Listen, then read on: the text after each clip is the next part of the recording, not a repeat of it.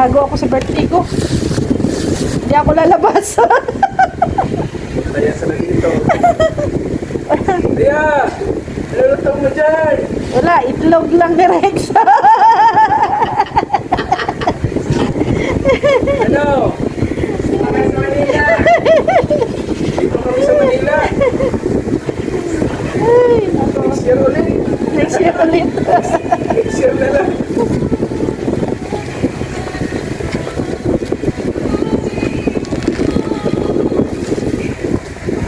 Bango talaga ng suha. Yan eh. Ang ano ba sa sipon.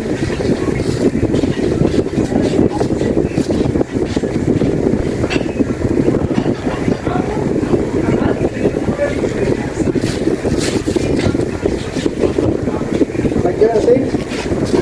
Mamaya na, kain mo na siya. Sige. Tapos kain. Kasi ano to ay, baga matunaw to. Siya.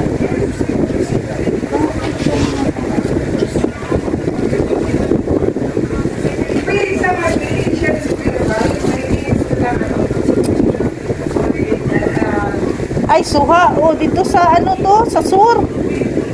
Kay Mikaela? O, dun yun. Sa sur. Hindi.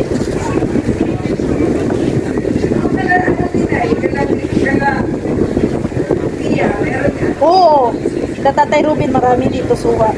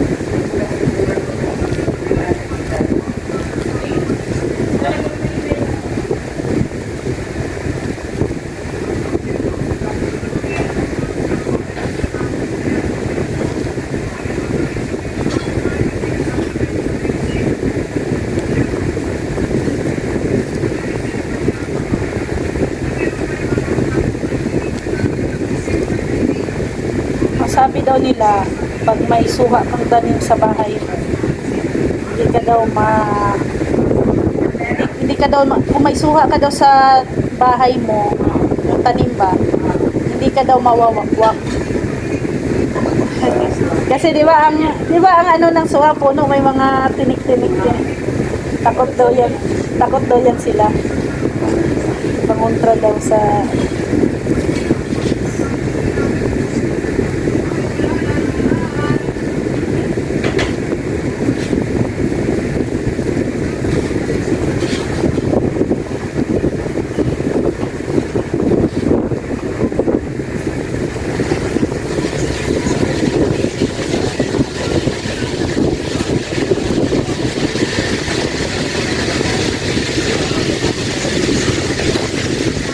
namin sa palengke, paano na sila ay masara.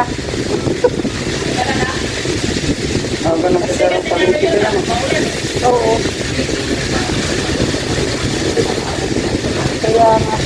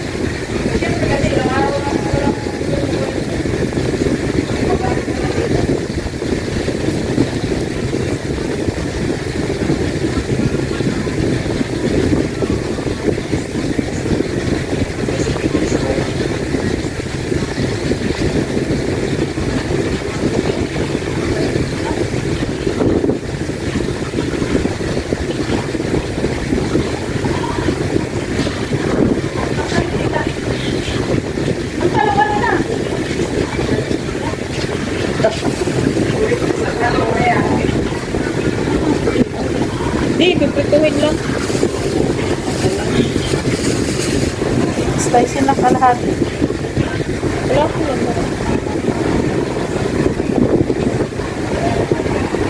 Di ba?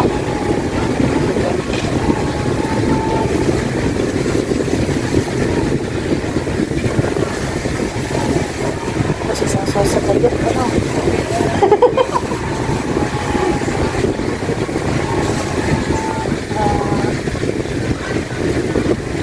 Pipilian ng dalawa. Dalawa.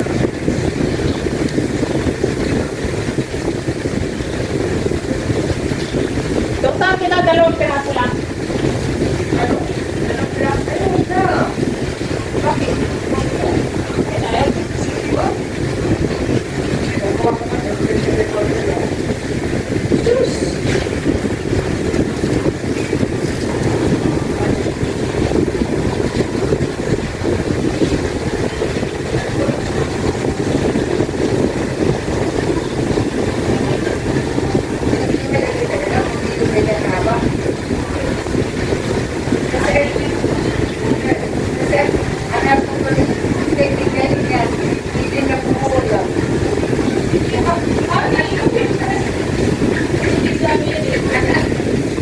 Ano? Pinirito buo?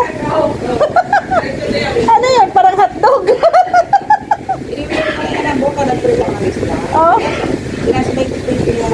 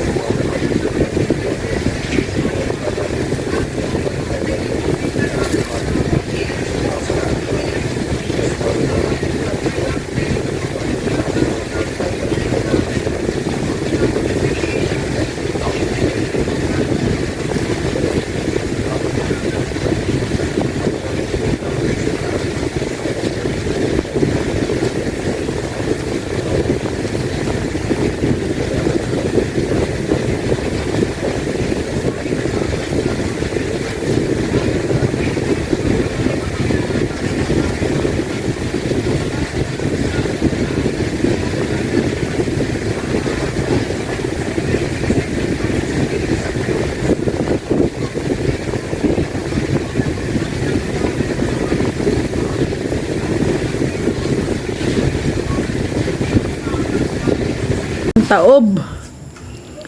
Taob ang ulam at ang kanin. Ayan o. Wala. Sarap talaga kumain. Marami. Pag marami. Sarap pa sanang kumain kasi wala na. Hindi na kasya sa tiyan ko eh. Yan, kain po guys. Naulahi po ang pag-invite ko sa inyo. Late. Nag-invite late na. Sarap yung ano nga to, isda na to. Ha? Tanigi. Tangigi. Di ba niya ha? Kayo na kawali, pangutan.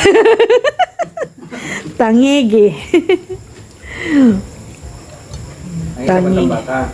Oh. At pag kilaw man din yung tanging kumalap. Pag lumaki. Ay, masarap kilaw. Oo, tangigi. Tangi at sasigi. Oo, si Tangi at saka sige. Tangigi. Pero masarap. Baby pa siya ay kaya giprito lang. Kumakain kayo ng ano kuya? Kinilaw. Oh. Kilaw. Pero hindi ka pa nakatikim ng kinilaw na bangos. Nakatira dati. Hindi. Kaya nang in-offer ni Kuya Brooke sa kanya, magkilaw ng bangus, nagulat siya. Bangus, kinikilaw. Maproseso nga lang. Kasi ano yun ay matinik. Matinik May ang malutuan yan siya. ang bangus sa inyo, hindi kinikilaw. Walang bango sa amin. Walang bangus. Marami tayo mga ganyan isda din. Oh? Kasi namamangka ko. Malalaki isda din. Malalaki pa dyan. Oh. Ayun, itetilo ng bangus, di ba? Ayaw na matinik. Ayaw Oh. na yung maliliit na isda. Kadalasan ng ano, yung malaki. Malaki. Alumahan na malalaki. Masarap naman sa maliliit na isda pang prito. Para makain ang para makain ang mga buto. Uy, Na maliliit. mga asong to.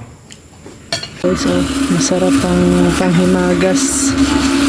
Mangga. Paho po yan tawag. Paho yan tawag dito sa Bicol. Sa inyo te Indian Mingo. Ayan, dito paho.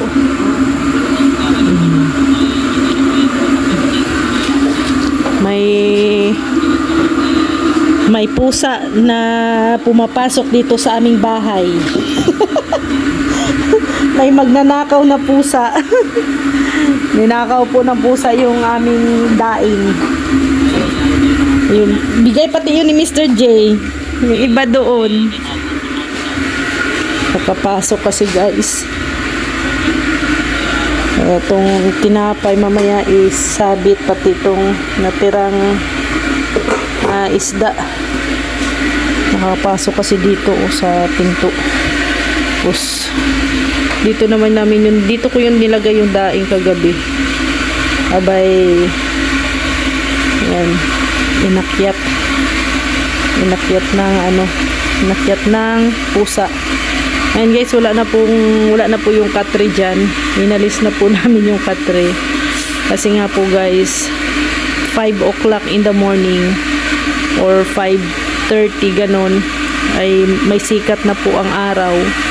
Masakit na po. So, naiinitan kami ni Rex. So, nagrereklamo si Rex. Kaya sabi niya, doon na lang kami muna sa barracks. Kaya back to barracks kami ngayon. Nandun si Rex. No? Panoorin niyo. Tingnan niyo guys. Kasi so dito kami ngayon sa barracks. Mas gustong gusto niya dito kasi malamig. Ayan o. Ay. Bakit ka bumalik sa barracks? Ha? Miss ko yung barracks. Na-miss mo ang barracks. Ilang puno ko lang. Na-miss niya yung barracks guys. Mas malamig. Dito yung ano namin, oh, fan. Mas gusto niya dito at tanghali na siya nagising. Nagigising na siya dito guys. Gising namin is 6:30. Kung doon kami sa loob, alas 5 pa lang gising na kami kasi masakit ang init. Grabe. Yung sikat ng araw, masakit na. Kaya nagigising kami sa sikat ng araw. Hindi kami masyadong makatulog. Kaya dito muna kami sa ano guys. At mas komportable si Rex dito. Pag tanghali, nakakatulog siya dito. Nakakapagpahinga doon kasi sa taas. Nahihiya daw siyang nahihiya siyang magpahinga doon sa taas kasi nga 'di ba may bisita. Kaya sa ngayon lang naman to guys. Buti na nga lang may barracks. Pero kung matapos na yung bahay namin, may bintana na, hindi na yun mainit Ay din ha? Pwede na yun dun. pwede na doon natulugan sa sala. Kung halimbawa ko may bisita. Kung may bisita, pwede na sa sala kasi hindi na mainit. Ngayon talaga ay sobrang init guys. At saka kung tanghali, hindi kami makapagpahinga-pahinga. Mabuti dito sa barracks ay makapagpahinga-pahinga kami. Malamig pati dito, no? Malamig pati dito sa barracks. Yan, dito pa rin yung yung ating kortina. Ganun pa rin. Ganon pa rin. Mas gusto ni Rex dito ay. So, ngayon, lalo na ngayon ngayong kasi naulan kanina. So, medyo malamig. Malamig ang hangin, guys. Tinalo ang aircon. Ito. Ha? Iba to. Kakaiba to. Ano to dito? Ano? Nature. Nature. Nature ka dyan. Nag-mist kasi. Yung di ba pag malamig yung flavor. Nagmo-moist. Mist. Mist. Moist. Oh, moist. Diyan.